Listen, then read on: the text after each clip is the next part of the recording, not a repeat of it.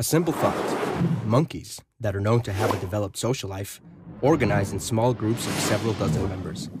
The size of each of these groups is limited.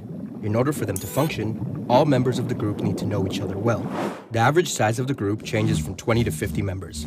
When the number of monkeys in a group passes a certain threshold, the social order crumbles, and the group tends to split into two separate groups. A similar situation can be found amongst humans as well. The invention of language and gossip has helped us shape larger and more stable groups. Sociological research indicates that the maximum natural size of a group of humans is roughly 150 members. Most humans are just incapable of intimately knowing more than 150 people, so even today the threshold of human organization is around the number of 150 members. Man is a social creature, and the feeling of loneliness can drive him mad. Yet the Western and modern world sanctions individuality. The individual is measured by personal achievements, such as having a career, wealth, a self-image, and consumerism. In this course of action, many people lose their social and familial connections in favor of a self-actualization ideal. As the social fabric in the Western world weakens, it is not surprising that more and more people define themselves as lonely, and thus, loneliness has become the most common ailment of the modern world.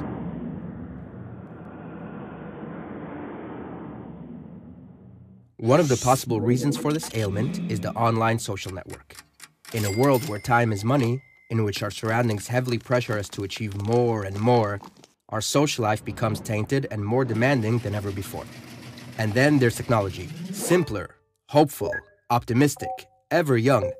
We become addicted to virtual romance, disguised by the social network which supplies an impressive platform that allows us to manage our social life most effectively. However, our fantasies about substitutions are starting to take a toll.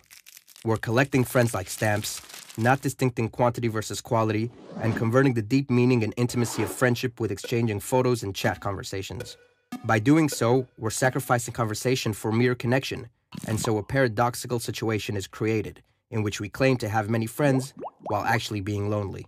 So what is the problem in having a conversation? Well, it takes place in real time, and you can't control what you're going to say. And that is the bottom line. Texting, email, posting, all of these things let us present the self as we want it to be.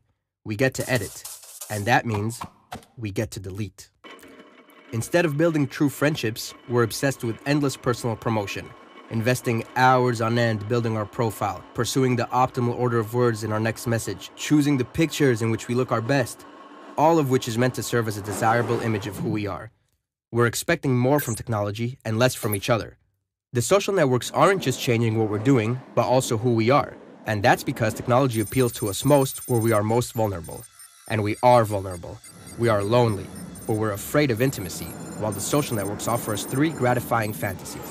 One, that we can put our attention wherever we want it to be. Two, that we will always be heard. And three, that we will never have to be alone.